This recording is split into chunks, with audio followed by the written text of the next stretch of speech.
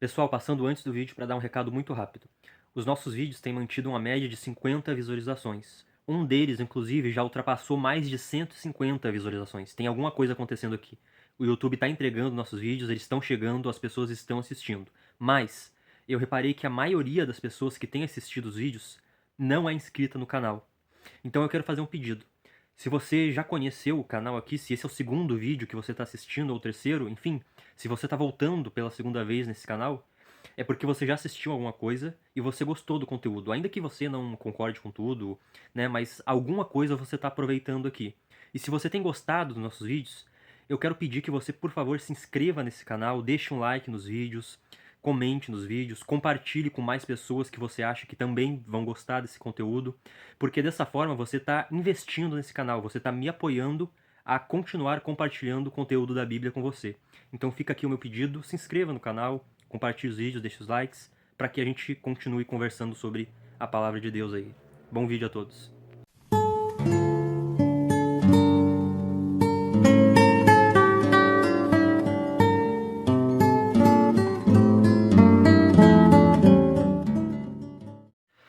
Esse vídeo é uma continuação da parte 1, onde nós fizemos uma breve introdução sobre a confessionalidade reformada, explicamos um pouquinho o que são confissões de fé, o que são documentos eclesiásticos, qual foi o papel deles na história da igreja de forma geral e de que maneira a tradição reformada, em particular, enxerga o papel deles. Se você não viu a parte 1, eu sugiro que você veja, porque essa parte 2 não faz sentido sem a parte 1. Depois de fazer uma breve introdução do papel dos credos e confissões, nós vamos agora começar a fundamentação bíblica deles, a legitimidade bíblica dos credos e confissões. Afinal, se a Bíblia é suficiente para a salvação, por que nós deveríamos ter consideração por documentos além da Bíblia? E a resposta é que a própria Bíblia estabelece princípios que levam necessariamente à confecção de credos e confissões. Então, o uso desses documentos não é uma contradição com a suficiência da Bíblia, pelo contrário, é uma consequência natural dela. E eu pretendo demonstrar isso por meio de 5 princípios bíblicos. Primeiro, a Bíblia nos chama a compreender a palavra de Deus. Tudo que é comunicado precisa ser compreendido. E isso é ainda mais importante quando nós fazemos sentido de que Deus escolheu se comunicar por meio de um texto. Um texto precisa ser corretamente interpretado para ser corretamente compreendido. Na tentação de Jesus, o diabo citou a Bíblia para Jesus, mas ele citou de maneira descontextualizada e distorcida, tentando induzir Jesus a fazer coisas que nada tinham a ver com o significado real daqueles textos.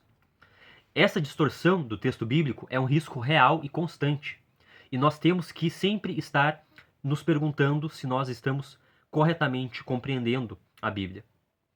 Em Atos, capítulo 8, versículo 30, Filipe corre até o etíope e pergunta: entendes o que lês? Note que Filipe não pergunta apenas: você está lendo a Bíblia? Mas ele pergunta: você está entendendo o que você está lendo? E nós temos sempre que nos fazer essa mesma pergunta também. Não é apenas ler, é entender o que nós estamos lendo. Em Marcos, capítulo 12, versículo 30, Jesus diz que nós devemos amar a Deus com todo o nosso entendimento. Isso significa também entender a sua palavra. É impossível evitar a interpretação. O processo de interpretação é uma parte natural de como nós, seres humanos, interagimos com os fatos. Deus nos criou à sua imagem, conforme a sua semelhança. Ele nos criou com inteligência, com neurônios, com capacidade de pensar e refletir, e ele deseja que nós hajamos dessa forma. A Bíblia não nos ordena a fugir da interpretação, pelo contrário, ela nos chama a interpretá-la de maneira fiel.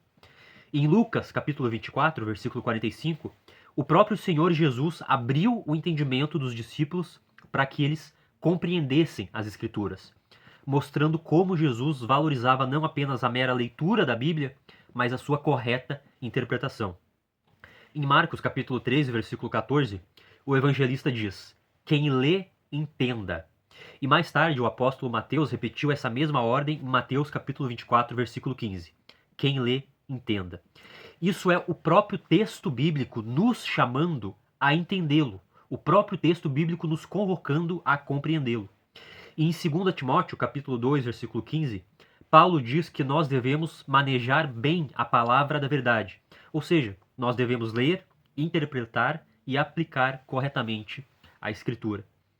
Isso significa que aquela pessoa que diz: eu não interpreto a Bíblia, eu não faço teologia humana, eu só repito o que a Bíblia diz.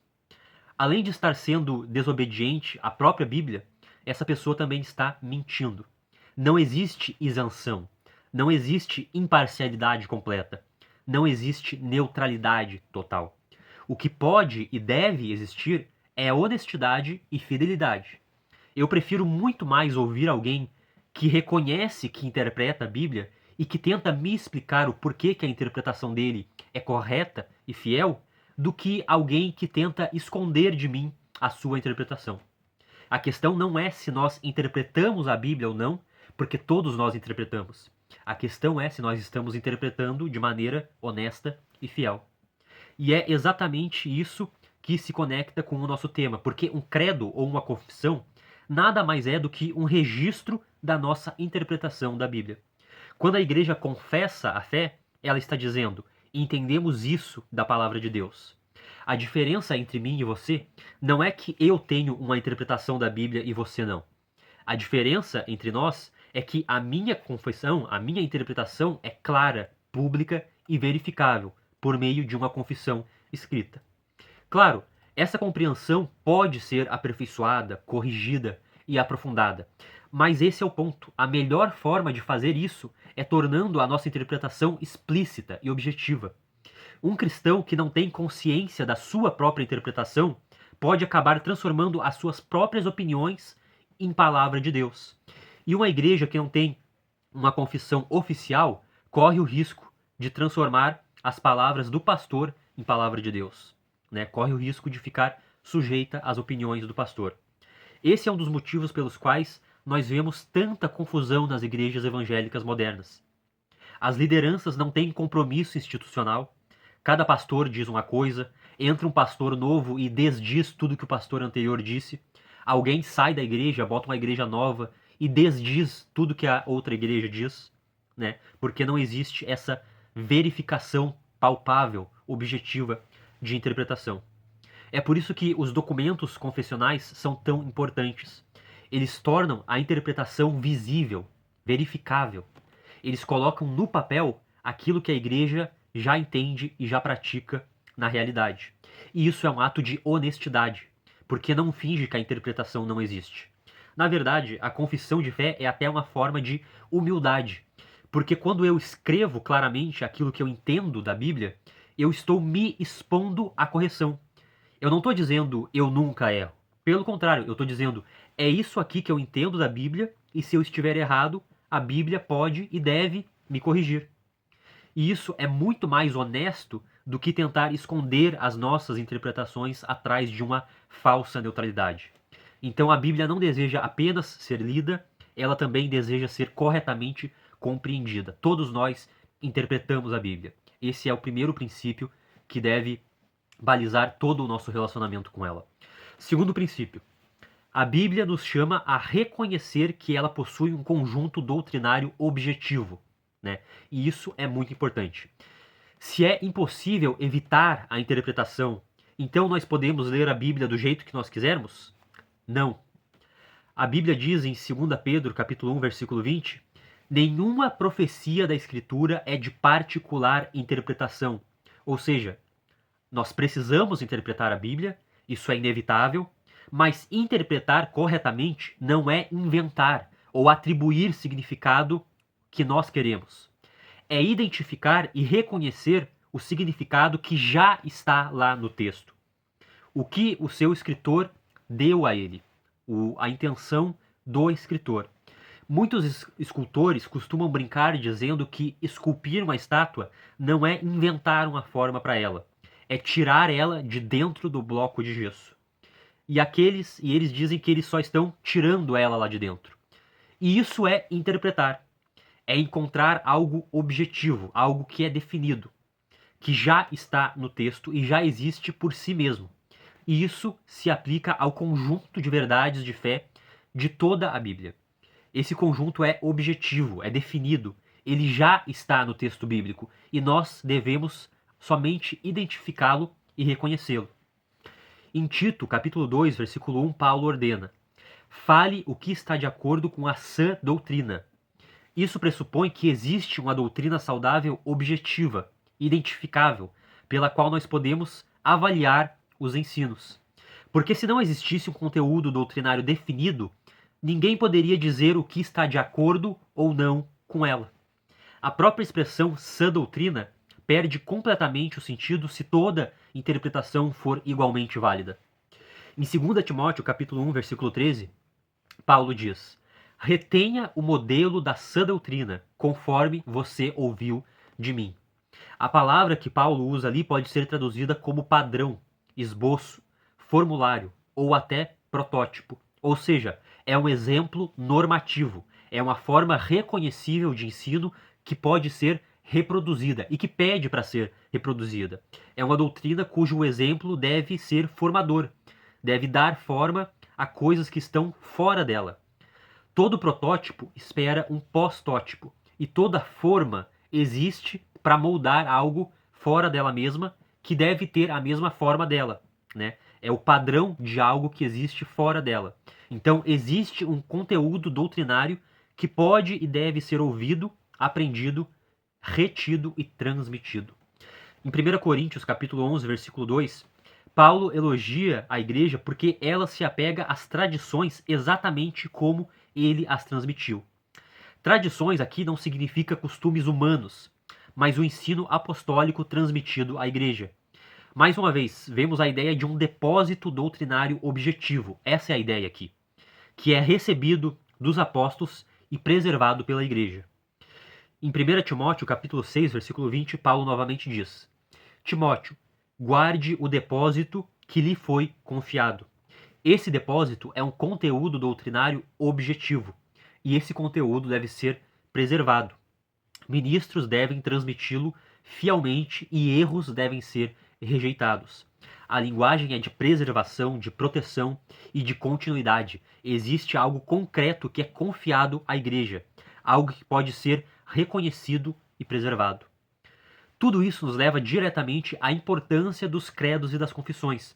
Porque se existe um corpo doutrinário objetivo na Escritura, então é dever da igreja reconhecê-lo e identificá-lo objetivamente.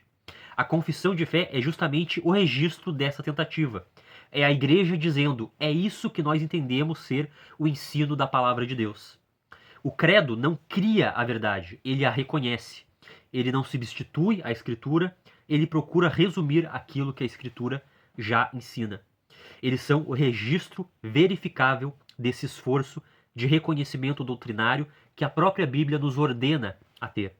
Então, tentar evitar a sistematização de um corpo doutrinário é tentar fingir que não existe algo que a própria Bíblia nos informa que existe e nos comanda a reconhecer. Então aqui as confissões, mais uma vez, se tornam uma questão de obediência e de honestidade. Ou nós fingimos que nós não possuímos nenhum sistema doutrinário definido, e além de hipócritas, nós estaríamos sendo desobedientes.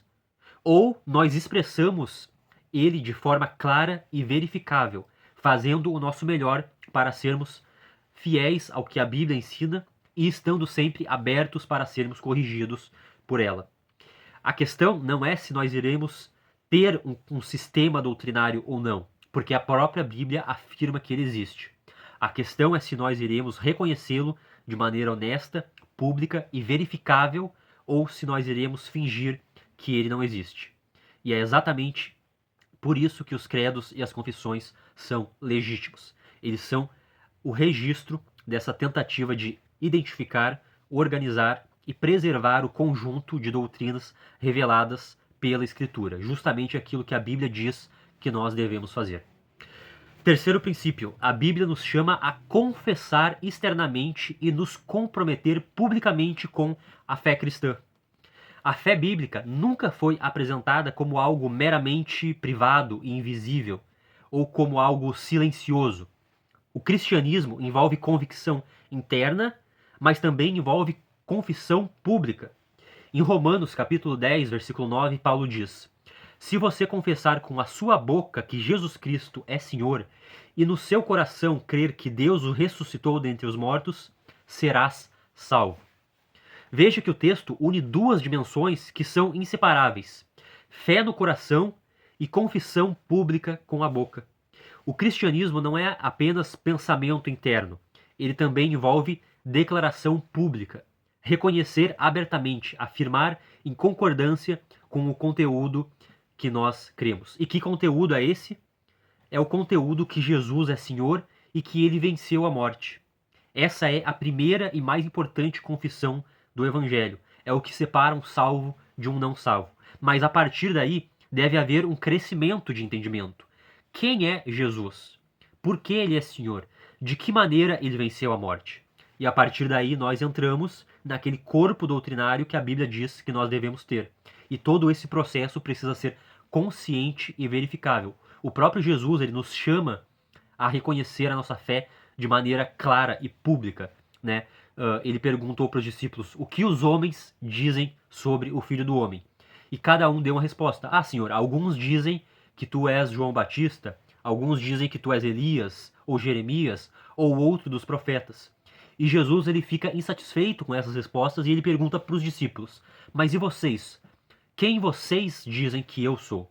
E o apóstolo Pedro então responde: tu és o Cristo, o Filho do Deus vivo. E Jesus, ele reconhece e louva essa confissão de Pedro. Então Jesus nos chama não apenas a confessar publicamente aquilo que nós cremos acerca dele, mas ele quer que nós também confessamos de maneira correta, de maneira precisa. E é aí que entra todo aquele corpo doutrinário objetivo que nós vimos antes. O próprio Senhor Jesus também confirma isso em Mateus capítulo 10, versículo 32. Quem, pois, me confessar diante dos homens, eu também o confessarei diante do meu Pai que está nos céus. Isso mostra que deve existir uma dimensão pública e visível da fé cristã. Em 1 Timóteo capítulo 6, versículo 12, Paulo lembra Timóteo da boa confissão que ele fez na presença de muitas testemunhas. Isso é extremamente importante porque mostra que a fé cristã envolve compromisso público. É um compromisso assumido diante dos homens. Timóteo não apenas acreditou em certas verdades internamente, ele confessou e se comprometeu com essas verdades diante da igreja. Mas isso não começa no Novo Testamento. No Antigo Testamento, o povo de Deus também fazia compromissos públicos e confessionais diante da palavra revelada. Em 2 Crônicas, capítulo 34, a partir do versículo 30, o rei Josias lê publicamente o livro da aliança diante do povo. E depois da leitura, toda a nação assume formalmente o compromisso de obedecer à palavra de Deus. Houve leitura pública, reconhecimento público e compromisso público. O povo não ficou apenas com uma convicção privada no coração. Eles assumiram coletivamente o compromisso naquilo que eles criam. O mesmo acontece em Neemias capítulo 9, versículo 38, quando o povo declara: estamos fazendo um acordo por escrito e assinado. E em Neemias capítulo 10, versículo 28, o povo se compromete formalmente sob assinatura documentada e juramento a obedecer à lei de Deus. Isso é extremamente significativo. O movimento que nós vemos em Neemias capítulo 8 ao capítulo 10 é exatamente o movimento que nós estamos descrevendo aqui. Primeiro, Esdras explicou a lei de Deus, interpretou corretamente e explicou a lei de Deus. Depois, o povo confessou publicamente os seus pecados perante a palavra de Deus. Depois, eles louvaram a Deus pela sua misericórdia. E por fim, eles fizeram um documento escrito para formalizar publicamente o seu compromisso de crer e obedecer aquilo que eles haviam entendido da palavra de Deus. E esse é o movimento natural e esperado. A Bíblia nos chama a confessar e nos comprometer publicamente com o seu conteúdo. E isso pode e deve ser feito de maneira verbal, mas se torna ainda mais sólido e mais profundo quando é ratificado por escrito. Mais uma vez, eu reforço o verdadeiro ponto aqui. A questão não é se você tem uma confissão ou não, porque todos nós temos confissões, mesmo sem saber, porque a própria Bíblia nos chama a ter. A questão é, você está escondendo a sua confissão ou não? Quarto princípio bíblico. A Bíblia nos chama a ensinar e transmitir a palavra de Deus. Isso é decisivo. A Bíblia ensina que a fé cristã deve ser ensinada, transmitida e preservada. A verdade revelada por Deus tem caráter pedagógico e geracional. Ela deve habitar na igreja e ser comunicada aos irmãos e ser transmitida com fidelidade de geração em geração.